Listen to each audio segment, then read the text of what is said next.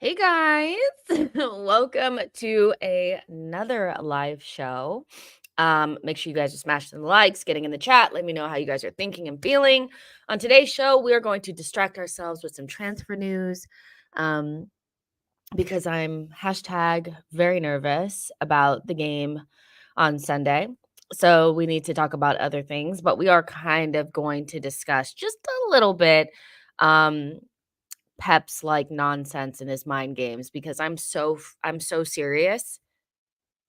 If Walker or Stones walks out on that pitch on Sunday, I'm flying to Manchester and slapping his bald head myself. So we're gonna talk about that.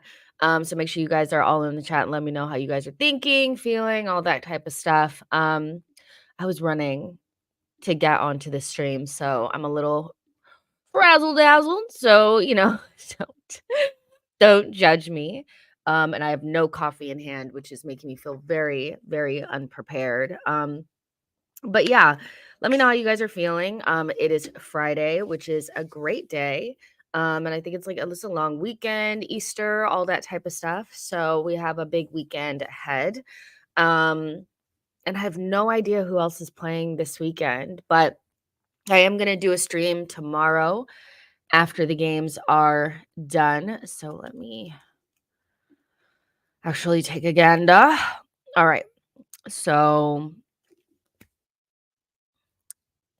oh, okay, cool. So tomorrow it's like Newcastle versus West Ham, Chelsea versus Burnley, Sheffield versus Fulham, Nottingham Forest versus Palace, Bournemouth versus Everton, Tottenham versus Luton, Villa and Wolves, and Brentford and Man United. So loads of games for me starts at 5:30. So after or I'm trying to think.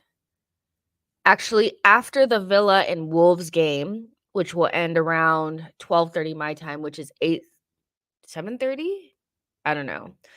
Basically, after the Aston Villa Wolves game, we'll do a little live again just to like really get the vibes up for the game on Sunday. For anybody that really wants to just talk about that game, I did a preview with James, which was great, but it was a little short. Today, we're going to do a little bit of transfer news, get that out of the way. And then on Saturday, after some of the games have concluded, we'll chat again. And I'll also do a live stream before my watch along. So, yeah, there's going to be a lot of time where you guys are going to be looking at me chit chat and I'm going to be talking to you guys. And then on Sunday, before our game, Liverpool play Brighton, which I'm sure Brighton will do absolutely nothing to help us because they're Brighton. And then we play the big one. So, yeah, let's see who's all in here. Samuel says, hello, Jess. It's been a while. Thank you for stopping by, Samuel. When's the last time you've been here? Or is it I've been gone for a while? Because I feel like I've seen you, so maybe you just haven't seen me as much. Issa says, one of Walker or Stones will definitely be on the bench. Trust and believe one of them will be there, at least. Pure 10 says, hope you've had a good international break, Jess, and got some good rest and relaxation.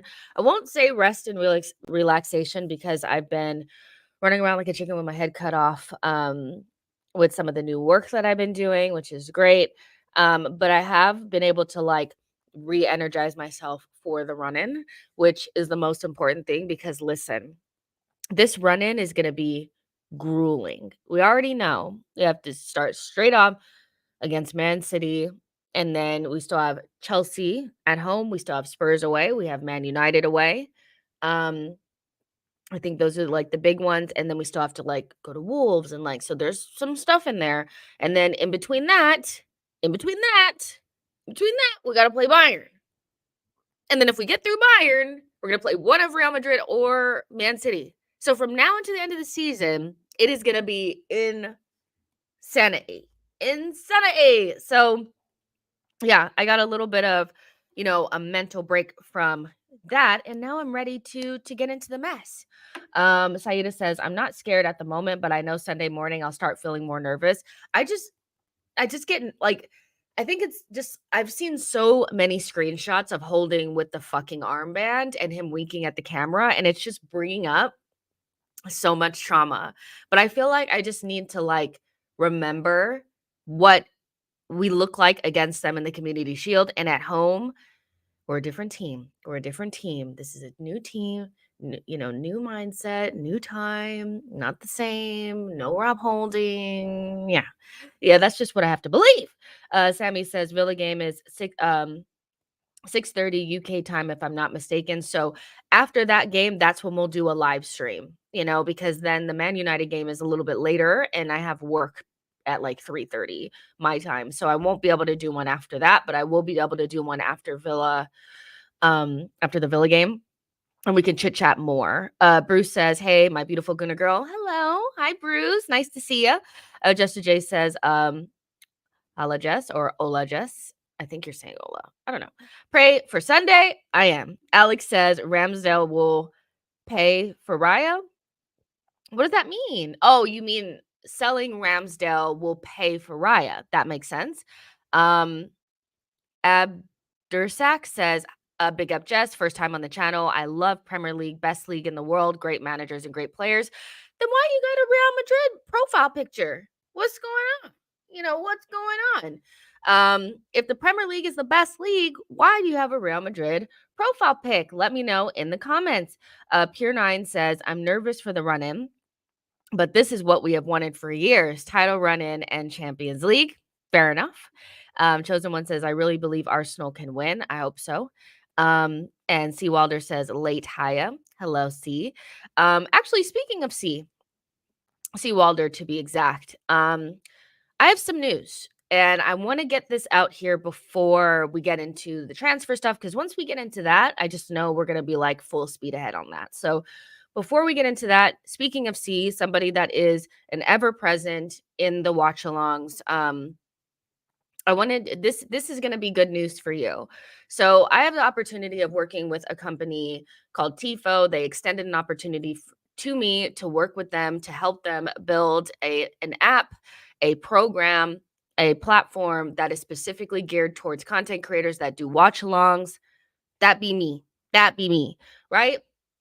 And so they extended the opportunity for me to work with them, which is amazing. And so they have a program that's specifically built for content creators that do watch alongs. And so you guys know, whenever we do watch alongs, there's always like hey, Jess, so what time are you on? So, we can sync up our times.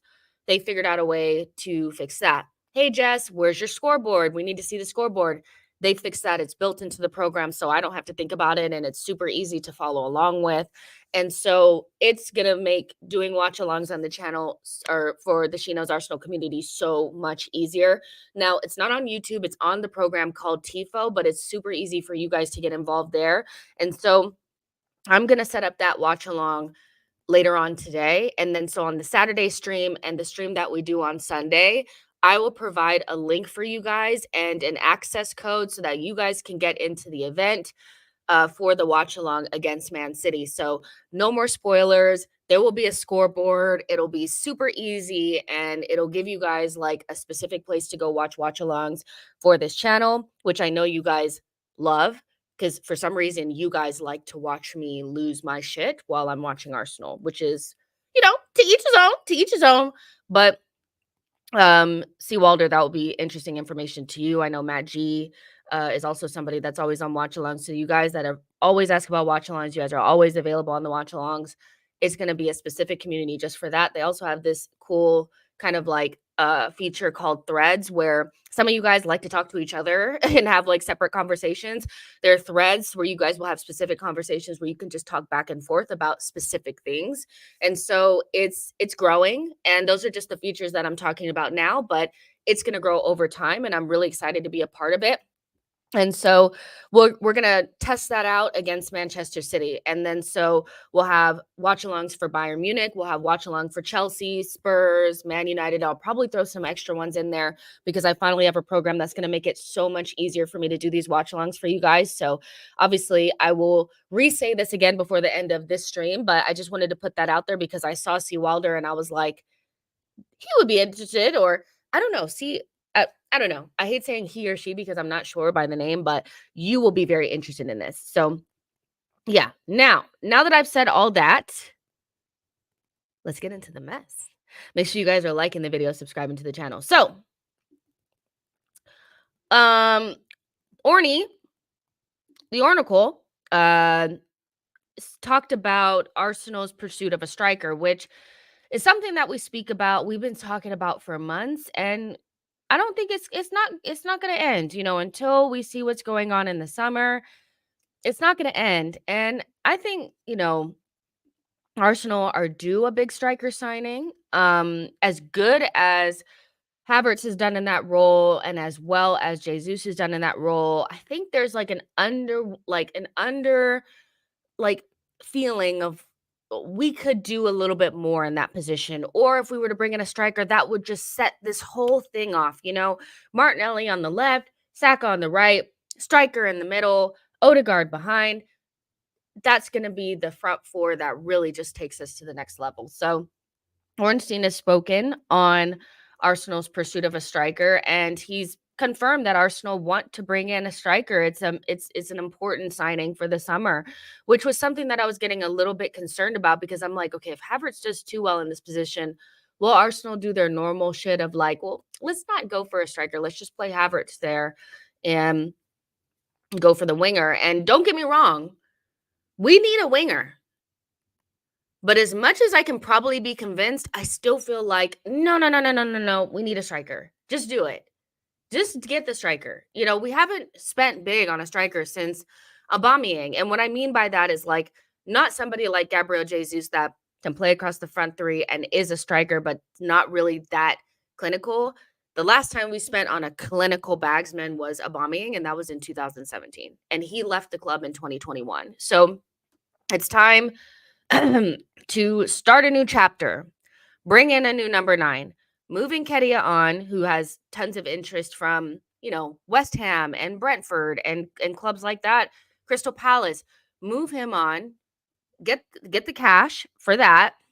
I like Eddie, but, we all know the truth about Eddie, right? And bring in somebody that is an upgrade on our striker position now. And so Ornstein spoke about it, and he said, on Arsenal striker targets, the likes of Sesko and Gyökeres are well thought of, as is Ferguson, but the price Brighton would want and the season he has had so far perhaps makes him less likely at the moment. The likes of Sesko and Gyökeres are well thought of, and Ferguson is a bum, so no. That's what he basically said. And he also said, I don't see it being Osimhen or Tony. I don't see it being Osimhen or Tony. So, very interesting words. And before somebody says, Ornstein doesn't know anything, he got the Pepe thing wrong, please name other things that Ornstein has gotten wrong. He is the most reliable journalist that we have connected to the club, or that speaks about the club. And yes, he got the Pepe thing wrong, but my goodness, that was years ago. And since then, he's been pretty freaking spot on. And so I know that's like when you hear something you don't want to hear, your instant reaction is, guy's a fraud, He doesn't know what he's talking about. But let's keep it 100. It's the Oracle. He probably knows better than most who we actually want. And that doesn't mean that there's not interest in Osimhen or there wasn't interest in Tony. But at this stage, I do feel like there has been a shift in Arsenal's thinking around the striker situation. And that will always come based on new factors coming to the forefront or new information being brought to the table. Osimhen, how much he would cost, maybe where he wants to go. Maybe they've spoken to him and he's not gagging to come to Arsenal, which wouldn't be surprising. Wouldn't be surprising. He's a Chelsea boy and he ain't English, so Chelsea boy, not English, grew up loving Drogba, probably is like, listen, if I'm going to come to the Premier League, I want to go to Chelsea, but Chelsea are shit right now, so I'll just wait it out. Maybe I'll go to PSG first, and then in a couple of years, I'll see what Chelsea is on. I'm just putting in a scenario out there. I will come to Arsenal, but not my number one choice. Maybe that's something that Osimhen said. Wouldn't be that big of a surprise. Would definitely be something as an Arsenal fan that I'd be like, let's see what else is out there. Let's not strike him off the list, but let's see what else is out there, especially because he's going to be super expensive, right? Tony, do you want somebody that's always twerking and trying to get away from the club? I don't know. Would Arsenal or Arteta be interested in a player that no matter who he's talking to, no matter what's going on, is sitting up in front of a camera saying, I want to leave, somebody come get me, F Brentford? Do you really want somebody like that at the club? Maybe not. And to be honest, like, as good as Tony is, he just reeks of like West Ham to me. Somebody that when you pop up to the London Stadium, you're not trying to see Tony because Tony is a better version than, Antonio. And that's to me, that's his level.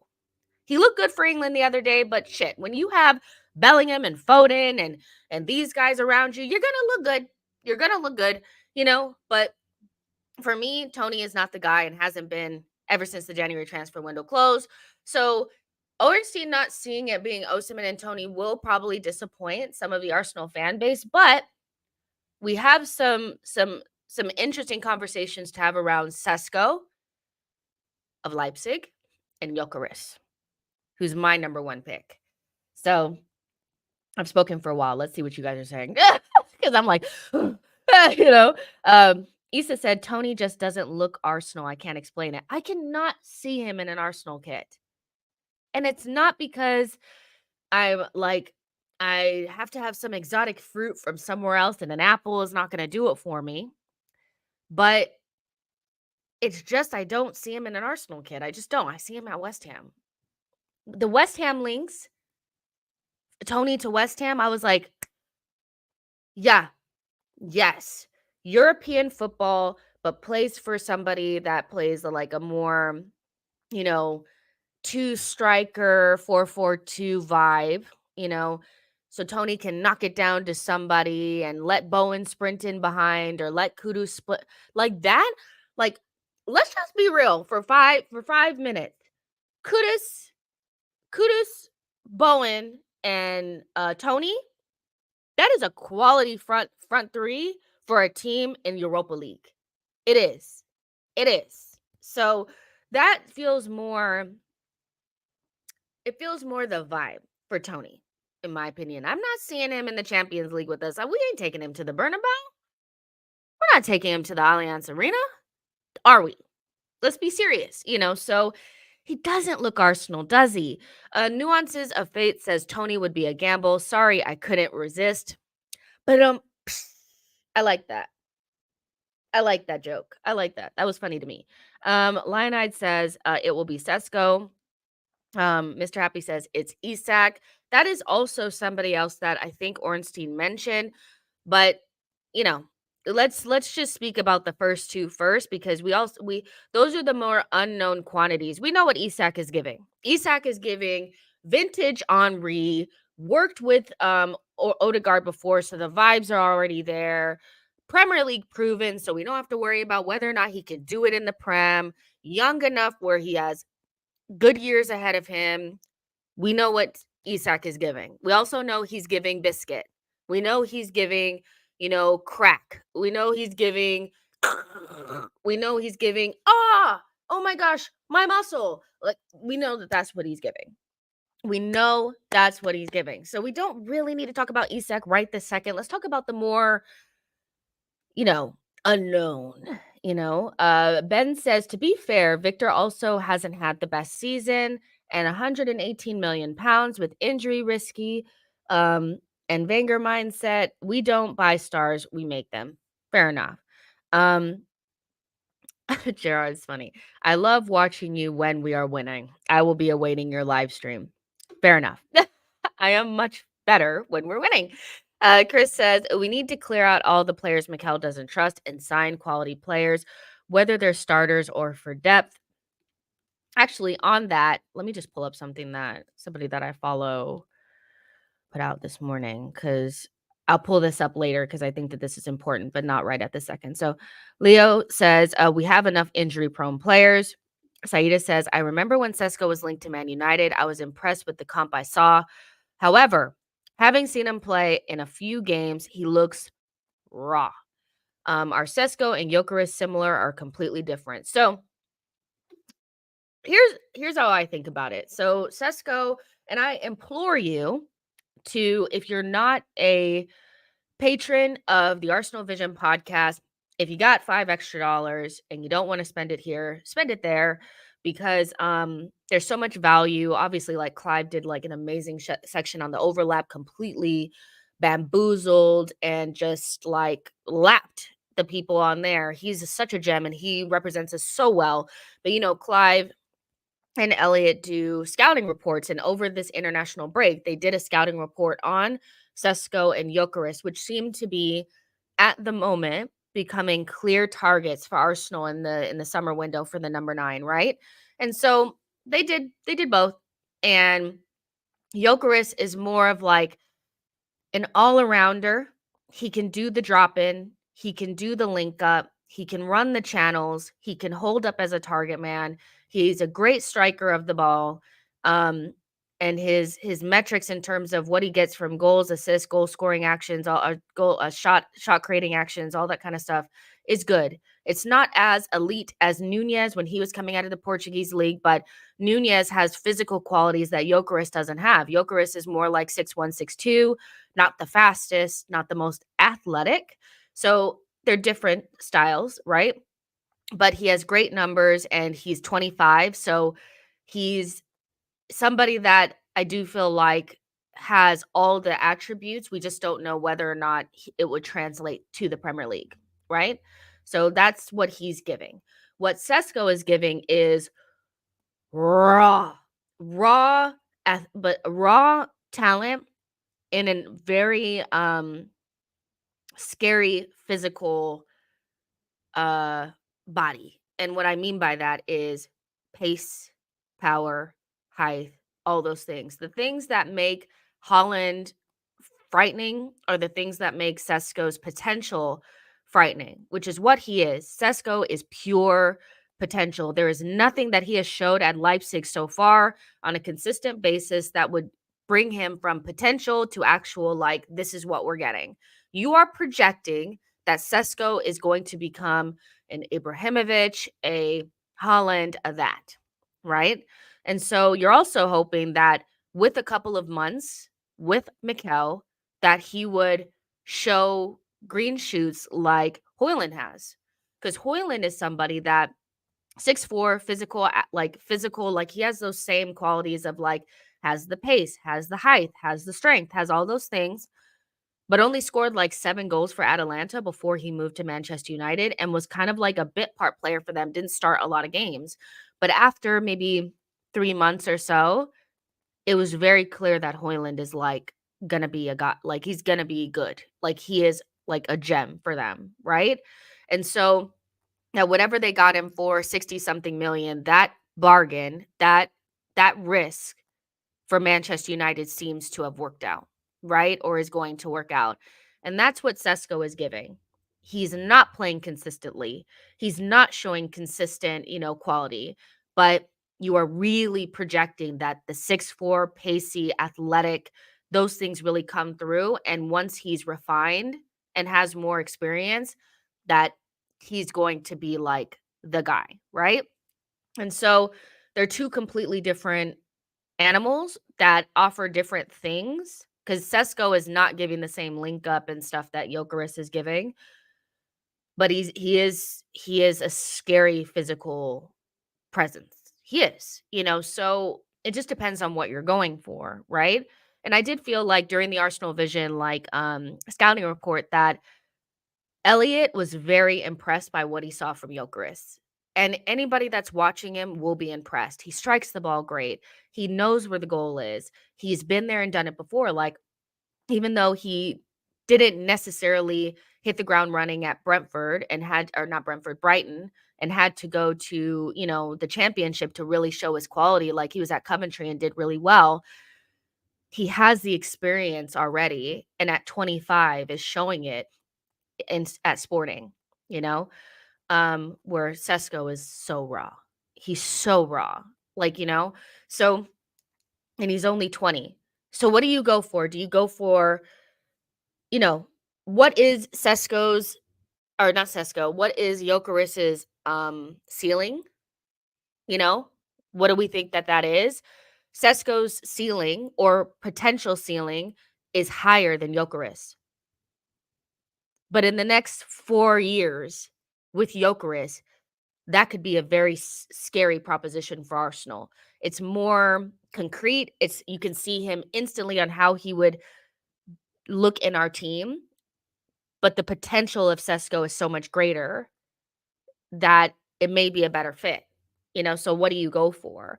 Um and so I do think that we like projects because it gives us time to that's what we've had with the likes of Saka and Martinelli. It's all been a project, so we want to continue it. I'm okay with putting the project to a side and bringing in somebody that I know is gonna be ready to go right now, you know? Because I believe Gyökeres is a star. I believe Gyökeres will it will translate to the Premier League. That's what I think. Um, but some people want the potential project, right? And so it just depends on what Arsenal view is most important. And I also feel like what we feel like we need to do in midfield will also come into play. If we need a big midfield signing, which I think we do, then maybe you can't attribute the 80 something million that it would take to get Gyökeres. Maybe you do need to go with the release clause for Sesko if you feel like you also need to bring in a winger. Bringing in Sesko allows you to bring in the winger and also maybe get the midfielder. Maybe getting Gyökeres means one of the midfielder or winger doesn't come in, so it all depends. It also depends on how much you trust Jesus and Havertz. And from now until the end of the season, I think will be a good indication of how much we can trust them to lead the line with a project forward in the group. You know, if you feel like Havertz and Jesus can do a good enough job, we are in the title race with those two as our striking options, you know? So do, do we trust them to do it while somebody like Sesko is cooking? Or do we just say, fuck it, move Jesus to the wing, bring Gyökeres in, Havertz becomes another option at 9, and just go about our business? Because that's what's going to happen. If you bring in £100 million striker or somebody around that mark, Jesus is going to be the winger. That's what's going to happen, in my opinion. So what do you want? Sesko, top class winger midfielder, or super striking option, £100 million type of striker option? That would be Isak as well. Jesus moves to the wing, and maybe you get the midfielder too. So it just depends on how you go about things. Nicholas says Martinelli can replace their better out there. We can get on the left wing. Martinelli can replace their better out there. We can get on that left wing. Gerard B says Gyökeres reminds me of Batista. Is that what you're saying? Like Baptista? Batshuayi? Batistuta? Who is this? Who's this? Because I feel like I don't know who this name is. Are you saying Batista? Is this, hold on. Because sometimes I'm like, maybe I'm getting it wrong. No, Argentine former soccer player. Gabriel Batusta. Yep. Because I was like, no, this is a real name. Let's see. I'm just looking at this guy real quick. Because I feel like maybe I need to look at this player. Newsflash, I don't know every single player that ever lived. Don't shoot me. Please. Don't shoot me. I don't know every single player that's ever lived. Fiorentina for loads of years. Okay, so I'll do a little bit more research on him. He's 6'1", which is the same as Gyökeres. So you can tell me what those two players like. You guys are like, Jessica, you guys don't know. I don't know every single player. I'm sorry. I did not know who this person was. And like an Argentinian legend. I am sorry. I did not know him. Leave me alone. Do not shoot me. Because you know what I'm not about to do? What I'm not about to do on this channel This is She Knows Arsenal, not She Knows every single legend that ever lived, okay? So what I'm not about to do is sit here and pretend like I know this player in front of you and play in your faces. I'm going to be real, just like other people should, and say, you know what? I don't know who this person is. I don't know who this person is. I know a lot of shit, but I don't know who this person is. Sorry. I'm going to keep it so real. Clip it. Didn't know who he was. We'll look him up. Sorry. I'm like, wow. There's other people in here that probably didn't know him. I don't. I didn't know who he was. I didn't know who he was, y'all. This is She Knows Arsenal. Not She Knows Everybody. Okay. My bad. I don't. I don't. Okay. You guys also have to remember that when I was growing up watching soccer, football, the only thing I ever got to watch was the Premier League. Barely. So sorry. Sorry. You guys are like, y'all don't know. Remember, I was limited in what I was given when I was younger, when I was learning the game. So, damn, y'all are coming for me. That's fine. That's fine. That's fine. Ivy says, Gabrielle, whatever. Really, it's all right. Samuel says, just Google it. I just Googled it right now because I'm not about to lie to y'all and say that I know this person when I don't. I don't. Sorry. Chosen One says, Jess is only 22, guys. Chill. No, I'm older than that, but shit. Like, I don't know every single person, okay? Darren says, I love to see Nico Williams, technically gifted, pacey, great shot, plays both wings, and is 45 million release clause. Let's see. Nicholas J says, don't know either. Listen, I'm not the only one. People will pretend like they know every single player that ever stepped foot on the pitch, but I only got so much room. Got a forehead. That doesn't mean the brain has unlimited space, okay? This stream is hilarious. Okay, so let's go back to the Sesko and Gyökeres conversation. So,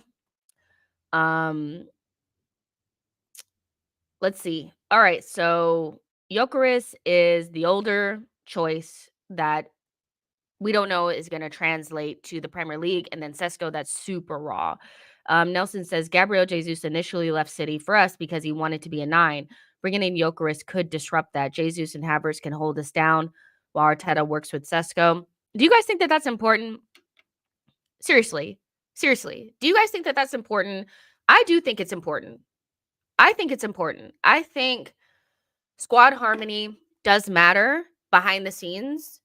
You know, so moving Jesus to the wing, as much as I feel like is an option and could happen, I'm a little bit afraid that like doing that permanently will mean that we lose him forever. Right. And so would it be better to have Havertz and Jesus hold down the fort while Sesko works like, you know, kind of like as like the project striker? Because once you buy Gyökeres, it's done. It's finished. It's done. Like, you know, so we have to think about that because as much as I think Gabriel Jesus has had a bad season and his injuries are starting to worry me, I still feel like he has a role to play for at least one more season. So you don't want to lose him. You know, you don't want to lose him. Let's see. Xander Raptor says, if a top-class winger is not available, then Arsenal should go all out for Musiala. Lucas says, I'm not a fan of this striker group, would go for Sesko and a winger. Hey, it's an option.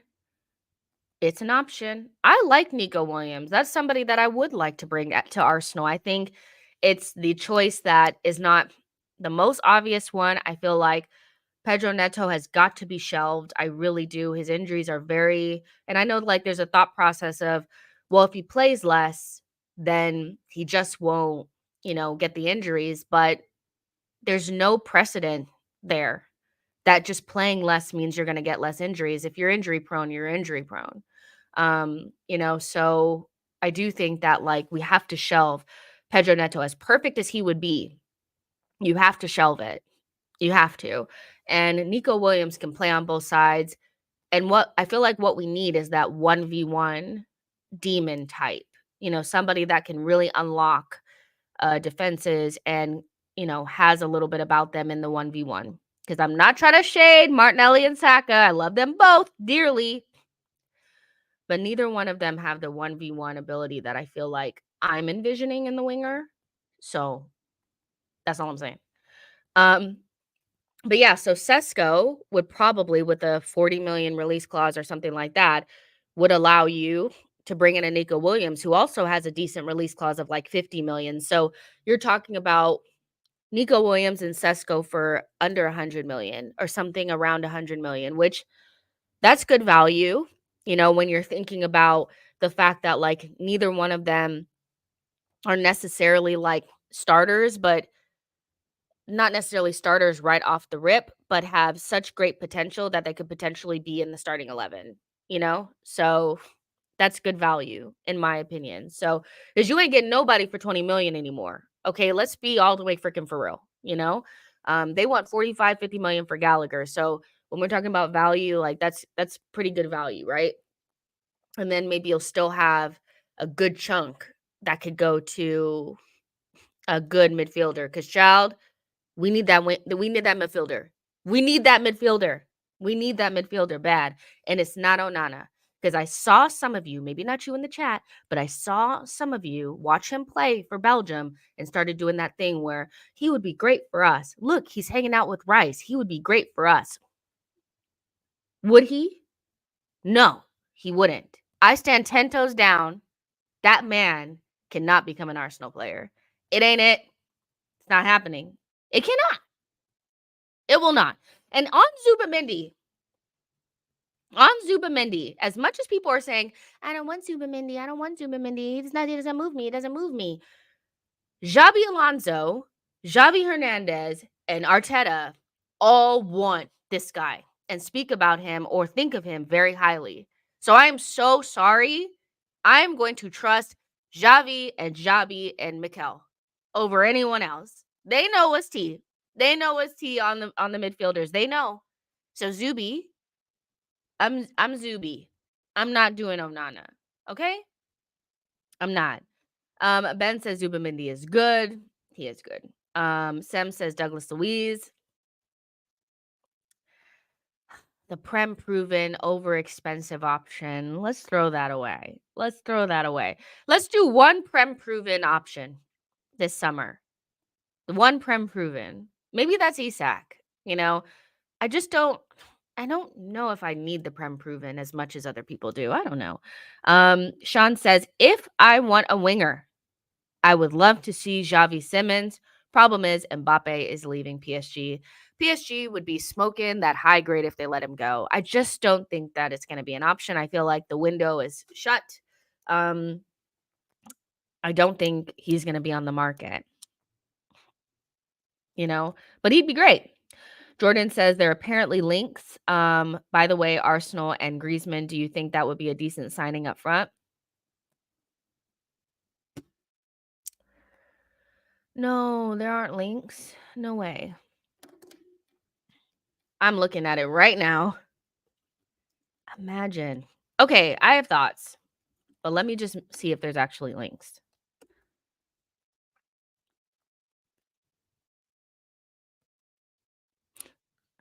We've been linked to him for years.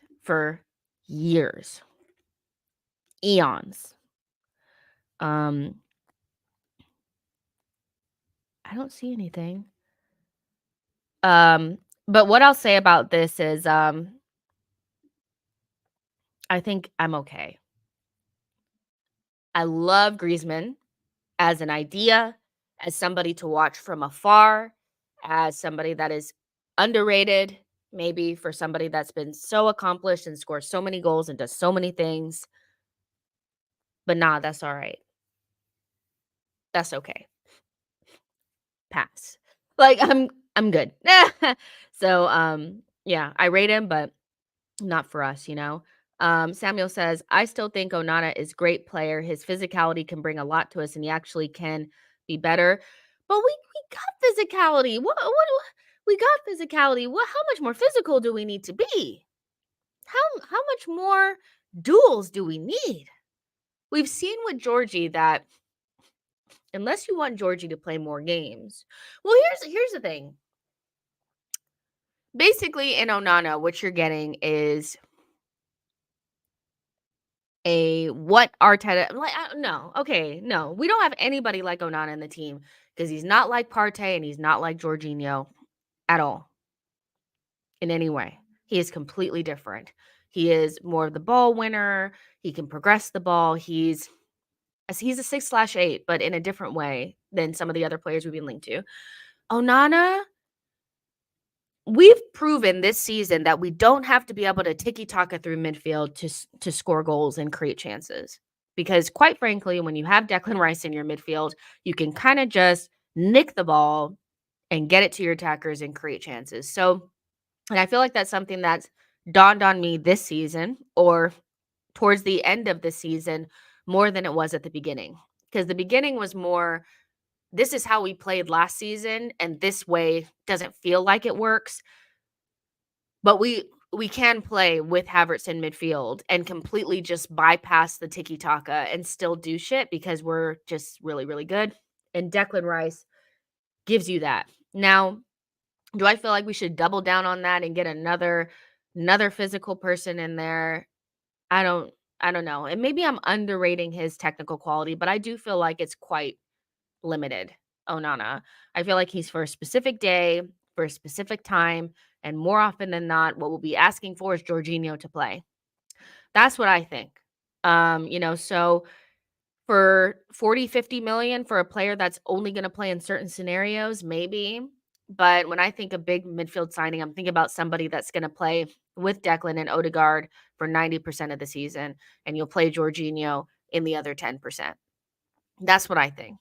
So is Onana a good use of funds? I don't know. If the summer window was Onana, Sesko, and Nico Williams, push me off the cliff now. Because that ain't it. Okay, when I think a big midfield signing, I'm thinking something else.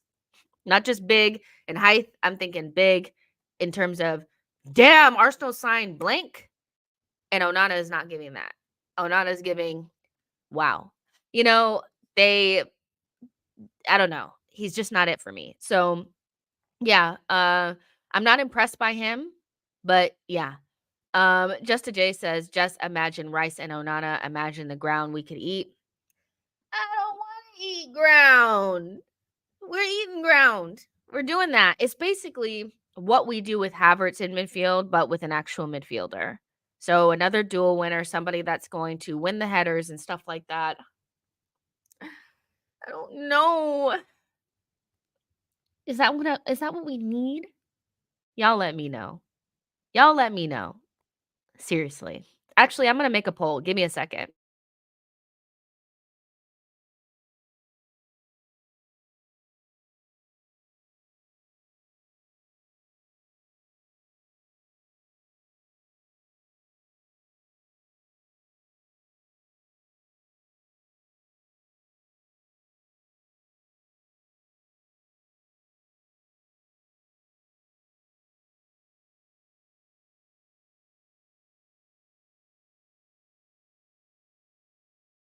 Okay.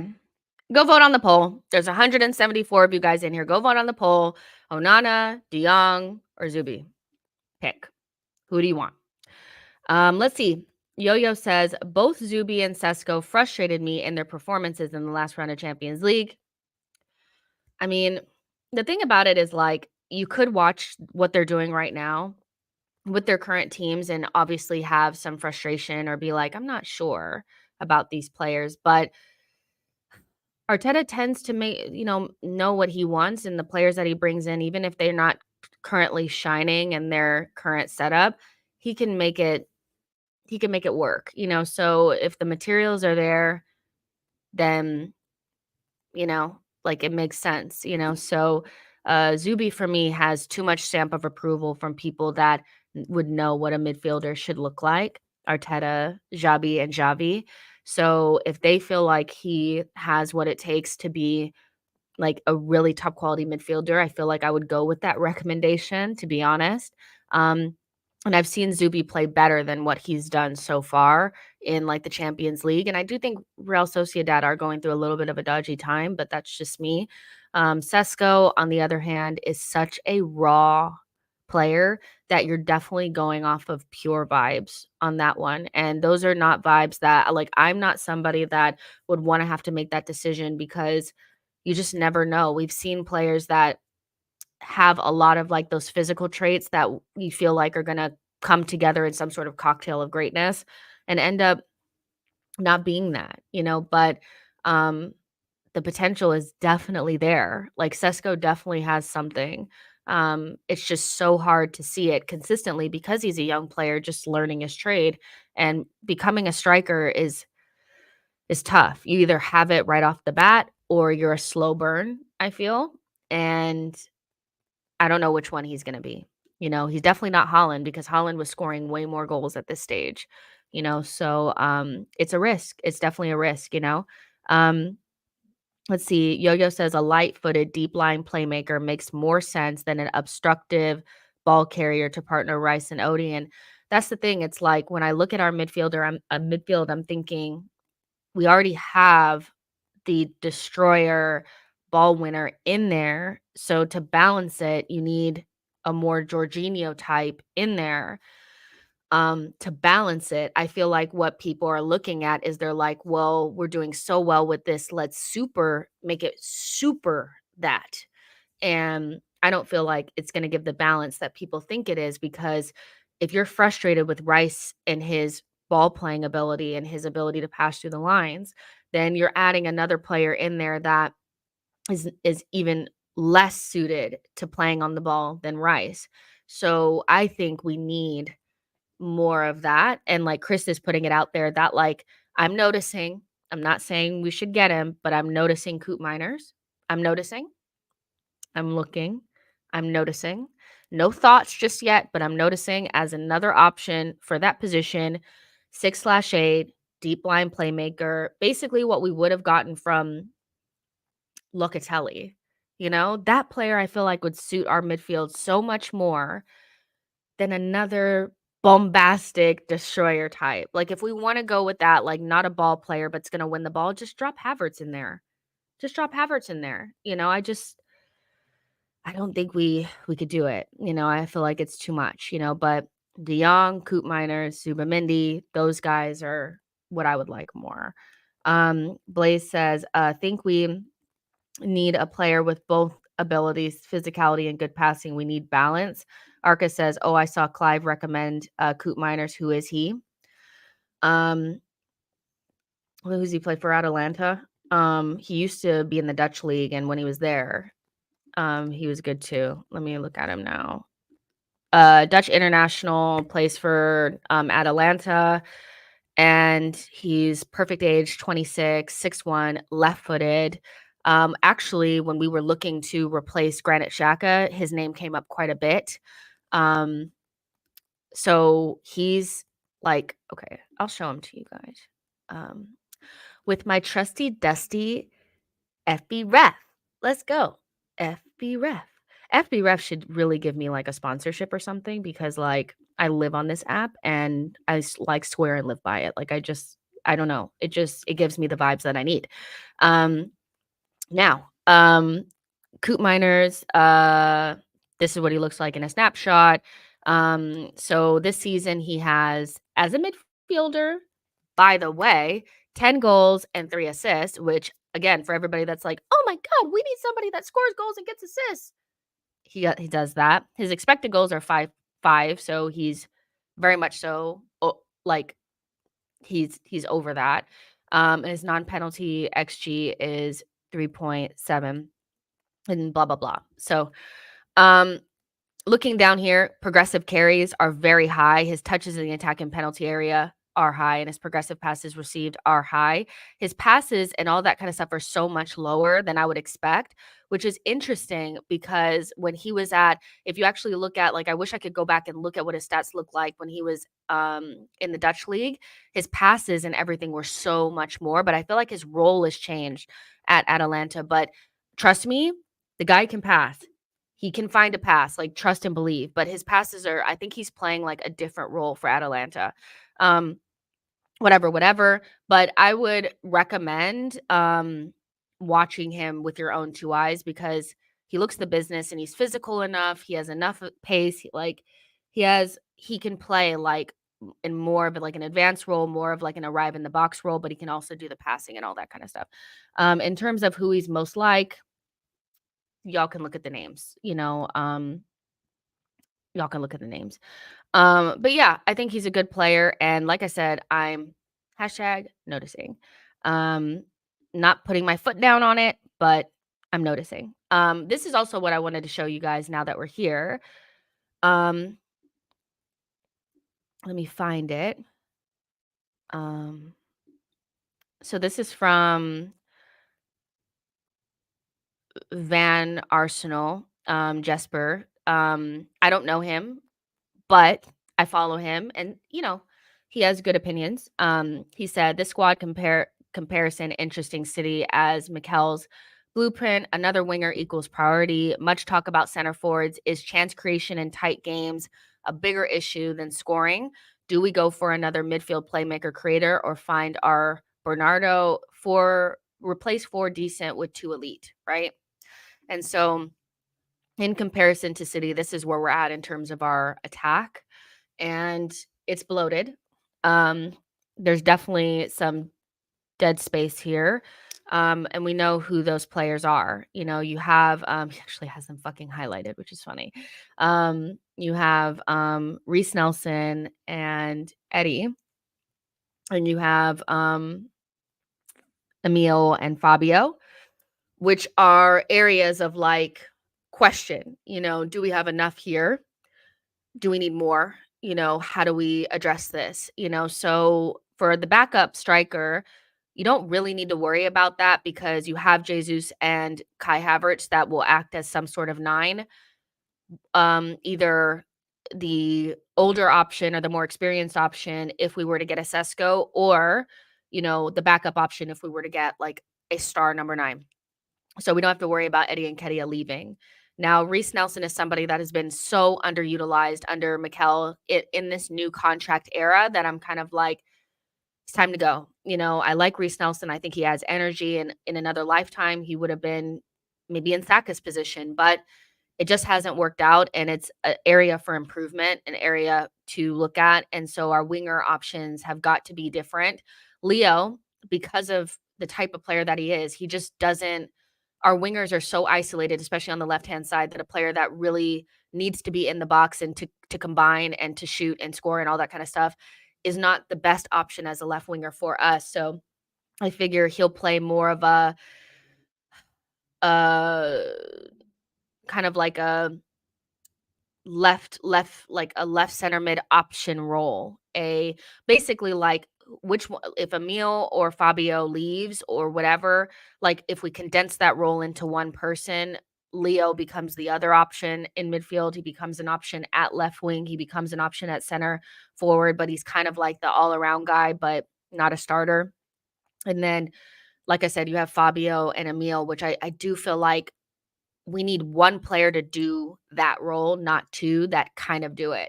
So it's up to, Fabio to step up or Emil to step up or in Arsenal to figure out what they're going to do there. Cause like I said, lots of dead space here. And as you look at City, they're getting a lot more out of less players. And I feel like we need to look at that. So a striker, a winger, and another midfielder. Is that midfielder a more attacking option? I don't know, so you guys can let me know, but I found this to be very interesting because I hate always comparing us to City, but I do feel like because they are kind of the standard, it needs to be looked at. It kind of needs to be looked at. So you guys will let me know what you think about this, but condensing that attacking midfielder role that can step in for Odegaard but also play on the left is something that needs to be looked at, winger and forward. That's what needs to be looked at. Let's see. Tashego says, Sesko is not better than either of the starting forwards. Signing Sesko is like replacing Nketiah instead of getting a leading striker. Well, it is, and that's why it would be a project. And that's the thing. It's like looking at Sesko as, well, he's not better than Jesus or Havertz right now is a reason not to get him. I feel like is short-sighted because what you're buying him for is projecting him to be better than those players and to be able to compete with the likes of Holland, or Hoyland or whatever as like a young up and coming striker. So you wouldn't be getting Sesko to be better than Havertz and Jesus right now. You'd be getting him to, because you're projecting him to be that. So um that's not an option not to get him to me. Blaze says just what Pep said. What did Pep say? It needs to be like he pissed off with injuries. We'll talk about that in just a second. Issa says would be good to watch him versus Liverpool in Europa then. I would say watch him against Liverpool, like Issa's saying, like the best way to watch a player is with your own two eyeballs. Um, obviously, stats are great and I love using stats, but with a player like that, I feel like you need to watch him and just notice. Um, because he is a good player, but it's hard for me to describe him because I can't really tap down exactly what his like key things are. Samuel says our links look like we're looking at some type of another Gundogan. Leo says a team looking to win the league is not looking for a project. Uh you could say that. You could say that. It just I don't know. I feel like that's such like a blanket statement. I mean, you could bring in a project if you wanna win the league. I don't feel like everybody that Liverpool has brought in has been the finished article. I feel like how many finished articles do you think you have that you can rely upon to allow that project to grow without pressure? And do we have enough finished products? Are we complete enough up front with the options that we have to carry a project? That's the question, because teams looking to win the league don't buy projects is not accurate. They're just not. It's not accurate.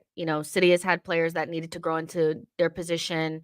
Liverpool have had players that need to grow into their position. So, like I said, I don't feel like that's accurate. I feel like, do we have enough with now, mind you, we are currently fighting for the league right now with Jesus and Havertz as our striking options, with Martinelli and Saka as our winger options. So, do we have enough to carry a project? Do we or do we not? That is the question, right? And I'm not sure. I feel like these last 10 games plus Champions League will give us a better vision of what do we have? Because we'll see hopefully a fit Jesus and an informed Havertz, and we'll be able to kind of see more, but I don't think it's as cut and dry as, you know, we we can't buy Sesko because we need the starting striker because these guys aren't good enough, right? So we'll see. Yo-Yo says both squads reflect their managers. Pep squad is efficient. Arteta's is explorative. Fair enough. And maybe we'll see Arteta become more clear on what he has going forward because I think he's given Reece Nelson a lot of time. I think he's given Emil a lot of time. I feel like he's given Eddie a lot of time, and I do feel like we'll get to a point this summer will be it'll be become more clear how Arteta feels about these players. When he gets rid of them, what does he replace them with? Because I feel like we know what we have with the players that are not highlighted. We know with Odegaard, with Leo, with Martinelli, with Saka, with Havertz and Jesus, we know what we have. The other players, it's a little bit of like, this summer we're going to learn a lot more about what Arteta thinks about them. Neil says we need more first squad additions before we talk about carrying. So we need an elite option. Is Gyökeres elite enough to you guys? Is Gyökeres elite enough? Because if we're talking about elite additions, so like Van was saying, do we get rid of 4 options? So let's say we get rid of Eddie and Reece and maybe Emil goes, right? And let's say like Fabio goes on loan. Do you bring in an elite striker, an elite number 10? Is that what you do? You know, maybe you do that. Or you bring in an elite striker, an elite winger. Maybe you do that, and that condenses all of this into something a little bit more useful, or, if you get that elite number 9, again, what I'm thinking is if you bring in that elite number 9, I just don't see Jesus being third option as a number 9. I feel like he will become the wing option. And if that happens, then do you bring in an elite number 10, right?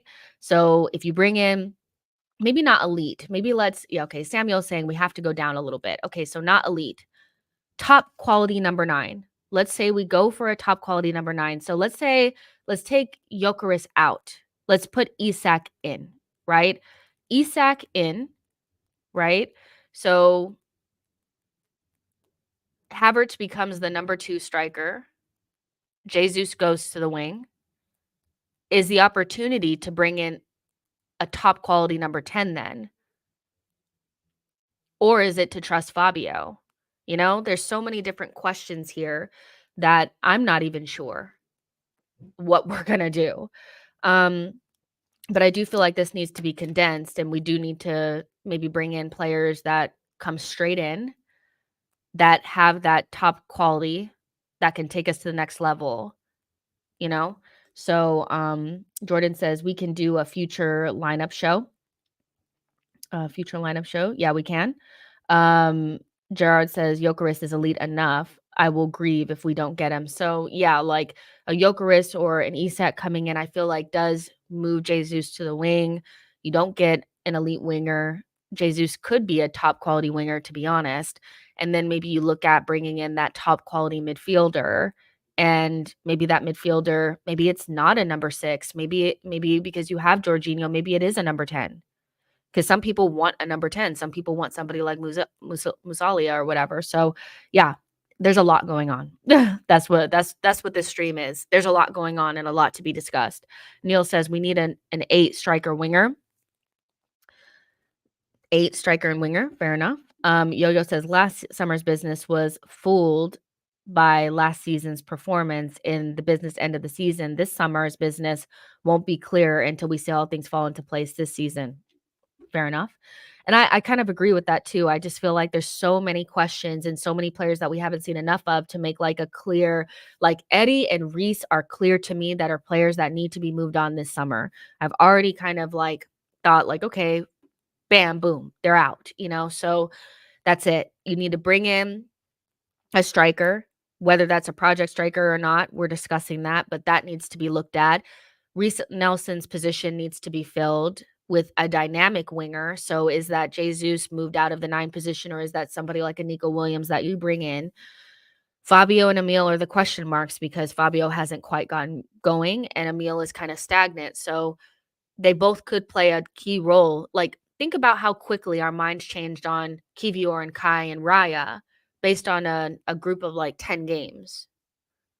These 10 games could change our minds on several players, really, so I do feel as though there will be some more twists and turns, and we'll figure out what we need based on how the rest of the season ends. But if Jesus and Kai carry us and they show like really top quality levels, your mind might change on whether or not we could bring in a Sesko. Because just a couple of months ago, didn't nobody think anything of Kai Havertz? So things can change very quickly. Lucas says, I think we're looking at a striker and Diamande midfield and wing will depend on sales. Leo says, this is why we do not need another project. We have enough projects that don't even get some game time. Seawalder says, I have enough trust in Edu and Arteta that I don't massively think about targets I'd like much. Fair enough.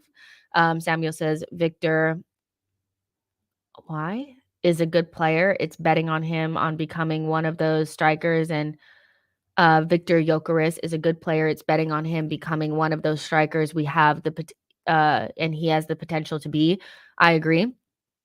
And I don't think he's that much of a potential player anymore. Gyökeres, I think he's more of a, is this going to translate? Can you take that step up from Sporting where things are a little bit easier? Can that translate to the Premier League and you can be as comfy in those spots, Leo says Nelson is 100% staying.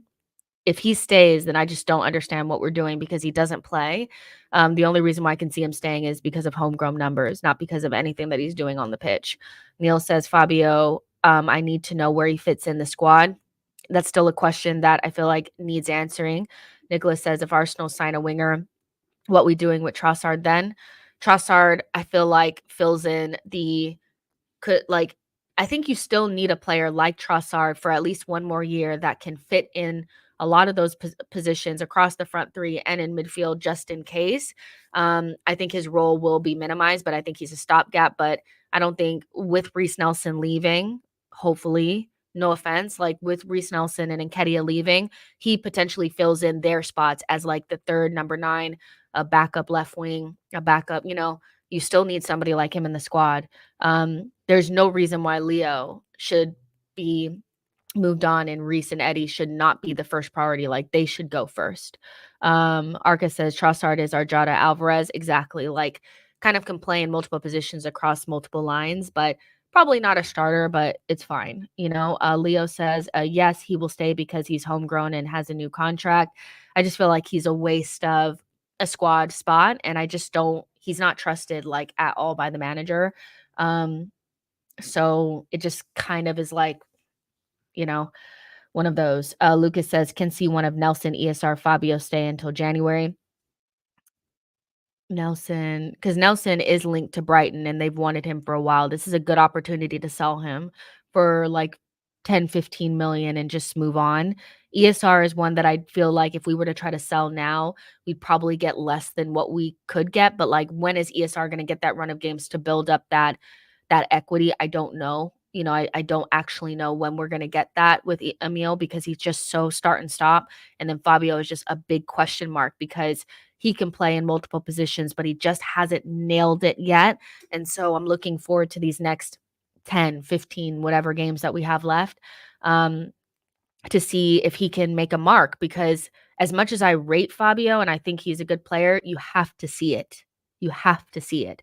Blaze says Nelson will leave Arsenal. He has less game time this season than last season. Justin J says if Arsenal can't get Osimhen, then they should focus on the midfield and securing a Diamande. There's no center forward option on the market I would feel comfortable spending massive outlays on. But maybe that's why you do get a Sesko still, though. I would say like not getting any center forward would be, I feel like, a missed opportunity for us, because there are options that are young options that then he wouldn't like Sesko wouldn't be under any sort of pressure. And like you said, you could shift that money to something bigger, like on the wing or in midfield. So I get what you're saying, 110%. But I still feel like not bringing in a center forward is a missed opportunity because there's a young option that could grow into something. And then we don't need to, you know, get someone, later down the line. Yo-Yo says Kiwi wasn't trusted until Arteta had no choice to. Arteta has signed or renewed these players who are deemed untrustworthy. Jordan says a homegrown thing isn't that serious, guys. It's Nelson and Eddie. I think they kind of have to go. Like I would imagine keeping them any longer is just like it's like you have an opportunity with Nelson with a new contract and Eddie with a decent amount of game time and stuff and interest to maybe get 15 for Nelson, even like let's say 10 for Nelson and 30 for Eddie is 40 million in the bank, all profit that could be used to, bring in a top quality option on the wing, or something like that. So I do feel like you need to move them on. Blaze says exactly homegrown thing is not a big issue, even if we sell Nelson and Nketiah. Agreed. Sem says, I think PSR plus FFP is going to affect the summer massively. If clubs don't buy our deadwood as we expect, it will be hard for us to buy players we want. Cal says, would you prioritize a Saka backup over a striker option? Also unrelated, I believe Zinchenko starts this weekend. I would I feel like buying a striker option buying a striker does bring a backup to Saka because then Jesus can play right wing. As much as he probably doesn't want to play it, it makes it's there, so you still get what you want essentially. If you buy a top quality striker. If you buy a backup or not a backup like a project, then yeah, you can still go out in the market. So I feel like you don't have to choose one or the other. But you don't have to choose one or the other, to be honest. Also, the unrelated, I believe Zinchenko starts this weekend. I'll be so real with y'all, the longer that this goes on, like, when we get to Sunday, I do feel like there's going to be a surprise in the 11, genuinely. I don't think we're gonna go with the exact same, not because of injuries either. So, yeah. So in terms of, I said that pet mind games, I just wanted to say that Kyle Walker and Stones are said to be not available for tomorrow Sunday's game. That came out um that came out like today, I think. That they're out. Um that came out from Fabrizio Romano, I think, probably from some other person as well. I'll believe it when I freaking see it. I don't pet mind games, bold-faced lie, get us to kind of, relax a little bit. Pep said, Ederson is doing much better. Akanji will be 100% ready and available to face Arsenal. Walker and Stones will be out. That's what Pep said. Miraculous recovery coming. I do not believe it until I see it. Maybe it's just trauma, whatever, but either way, me and James spoke about this. And if you didn't watch that stream, watch it because James was great. He brought some good ideas to the table and some things I hadn't thought about before. But we're going to have to play a good City regardless. We're playing City at the Etihad regardless who they have. Like, unless they were missing like Stones, Walker, KDB, and Holland, we're still going to play a really good City. A City that we haven't beaten at the Etihad since like 2020 or 2015. So there's no getting out of it, no matter if it's mind games or not. So, if they don't have Stones and Walker, Akanji comes in, like Ake will be there. Like, it's not like the worst for them still, So I feel as though the idea that there's going to be some sort of like, oh, wow, they have these guys missing, so they're going to be so damaged. It's not it. I still feel like we're going to have to play up against a really good City at home. And I still feel like there's a chance that those players may just be there, So this is what it's about. Like, in order to win the league, you have to get something at the Etihad away. And so it's something that we haven't done in a very long time, but we've been breaking a lot of curses lately, getting through the round of 16 in the Champions League, beating a team away in Spain, beating Liverpool and City in the league, things like that, we've been breaking lately. So this is really, really important, that we go in there expecting to face a good side and we go out there with the intention of getting something there, for sure. So it really is what it is. And like I was saying earlier, you guys, there will be a watch along for the Man City Arsenal game. I have the opportunity to work with a really cool company that is creating software just for content creators that do watch alongs called Tifo. And so my first stream with Tifo will be for this game. Tomorrow's stream, that will be after the Aston Villa game. I will give you guys the link and the access code for that event so that we can all watch the game together. We have scoreboard. We'll be able to link up our times. You guys will have some threads in there. You guys will have so many interesting things added to the watch along experience that will make it so much more interactive for you guys. We'll also be able to do call-ins at some point too. So lots of things going on. And I just want you guys to know that, like, I do the watch alongs for you guys. Like, watching the games are so stressful, but if we're going to do them, let's do them right. So look out for the link tomorrow, and I'll also put it like on YouTube, on Twitter, all on everything so that you guys can access that event, um, you know, for Sunday. And there's just a lot of shit going on. So stream on Saturday after the Aston Villa game, stream before the game, an hour before the game, so we can react to the lineup. Then we'll hop on to Tifo and do the watch along. I'll do a Bleacher Report stream immediately following the game. And then after that, we'll do our player rating. So loads of things, but we'll be there for sure. Tomorrow we'll talk more about the game specifically and get hashtag as nervous as possible. You guys know I want to bring you into my nervous circle so we can all shit our pants together.